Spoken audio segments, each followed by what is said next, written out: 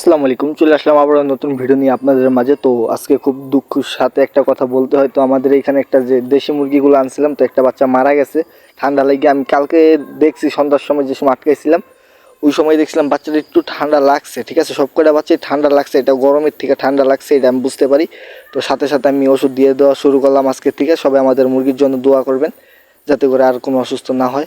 তো এগুলোকে ঠান্ডার ওষুধ খাওয়ানো হচ্ছে, এবং কি এগুলাকেও ঠান্ডার, এগুলো একটু বেশি অসুস্থ। আমার বোকামি হয়েছে এগুলা রাখাটা, তারপর শখের বসে রাখছিলাম।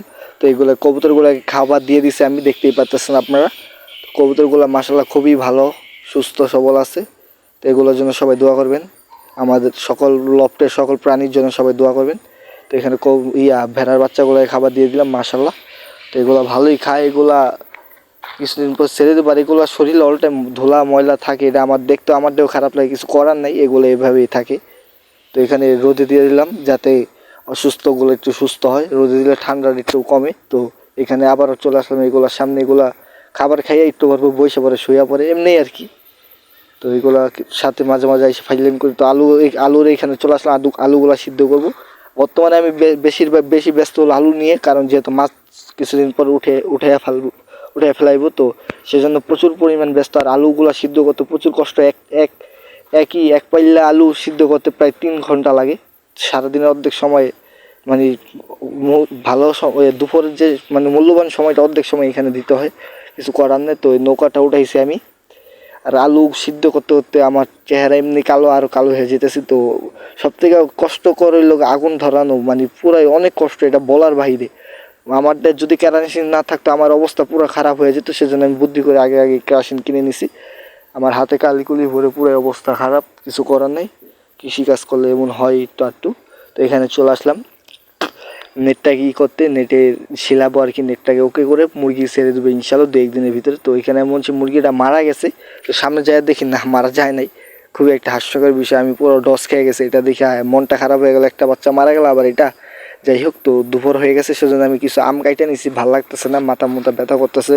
এমনি ইয়ের ভিতরে রোদে বানে এত অভ্যাস নেই। তারপরও ইনশাল্লাহ সবাই দোয়া করবেন আমার জন্য যাতে আমি সুস্থ থাকি, আপনাদেরকে নতুন ডেলি ভিডিও দিতে পারি। তো এখানে কিছু টক খাইয়ে নিতেছি, আম খাইয়ে নিতেছি, যেহেতু আমের সিজন, ছোটো আমগুলাকে কাইটে নিছি। যাক মাশাল্লাহ, সবাই আমার জন্য দোয়া করবেন, কারণ দেখা যায় একটু রেস্ট না নিলে হয় না, একটু পরপর জিরিয়ে নিতেছি। তো আগুনে তো অভ্যাস নেই, তারপরও আলুগুলা দেখতেছি সিদ্ধ হয়েছে নাকি, মোটামুটি সিদ্ধ হয়েছে, আরও সিদ্ধ লাগবে।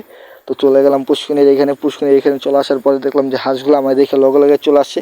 আর আমি প্রত্যেকটা পুষ্কিনিতে 1 বস্তা করে খাবার দিই। তো ওইটা একদিন পর পর দিই, কারণ আলুগুলো একটু ইয়া থাকে, আলুতে ফেট সবাই জানেন। তো আলু রেগুলার দিলে কি হয়, গ্যাস হয়ে যেতে পারে, সেজন্য আমি একদিন পর পর দিই।